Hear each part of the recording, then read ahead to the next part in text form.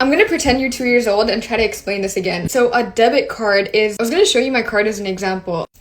Financial literacy who? I don't know if you guys should be learning from me, actually. Debit card is all of your own. Okay, I'm gonna go back actually, because I don't think this baby knows what a debit card is. So basically, there's something called a bank. When you make money, you put your money into your bank account. And then you get a debit card, which you can spend. So if you make $1,000 this month and you put $1,000 in your account, you can use $1,000 on your debit card. A credit card is where you spend money that you don't have. It's basically a loan from the bank. So they'll give you a card and you don't have to have any money in your bank account to be able to use this card. It does have a limit on how much you can spend, obviously. So depending on how long you've been in the bank, your income, how old you are, your credit score, they'll give you a different limit. Usually when you're 18, you get your first credit card, they'll either give you a $500 or $1,000 limit. So that means you can spend $1,000 this month that you don't have. You don't have to have that $1,000. You could just spend it. But it's a trick by the government and the banks. Guys, I'm creating a woke baby. Okay, so you're like, why is the bank giving me money? Why am I getting a loan? Like, why are they giving me money? Is it free money? No, it's not free money. The bank makes money off of you because most people are not going to pay their credit card bill in time. How it works is the bank gives you a loan. They give you a loan for 30 days, and then after that, they give you a time period. They give you like 2 weeks or 20 days to pay off your loan. But if you don't pay it off, then they start charging you interest. Interest is a percentage on top of what you borrowed, so they charge you extra money on top of that. So if you don't pay it off in time, they're gonna make extra money off of you. Now you're like, well, that sounds really annoying. Why would I want to do that? Like, I don't want to play this game. I have my $1,000. I could go spend my $1,000. There's this thing called a credit score. A credit score is basically how much they financially trust you. So if you want to rent an apartment, buy a house, buy a car, do like 90% of regular human tasks, you need a good credit score. Because imagine if you have a house and you want to rent it out to someone. You don't know this person. You want to know that you can trust them to pay their rent on time every month, which is where a credit score comes in. If they have a high credit score, you know you can financially trust them. And one of the main ways you can build your credit score is through credit cards. One of the ways that you build a better credit score is by using your credit card less. If you're the bank and you're loaning someone $1,000 and they're only using $100, you're like, oh, they don't need that money. If they use the entire $1,000, you're like, wait, why are you using all of it? Like, do you need that money? What's going on? It shows that you're responsible because you're only using a small amount. So if you want to improve your credit score and have the banks trust you, you want to use less than 10% of your credit loan. So if it's $1,000, you use $100 or less. You do not ever want to use more than 30%. If you use more than 30%, the banks are going to be like,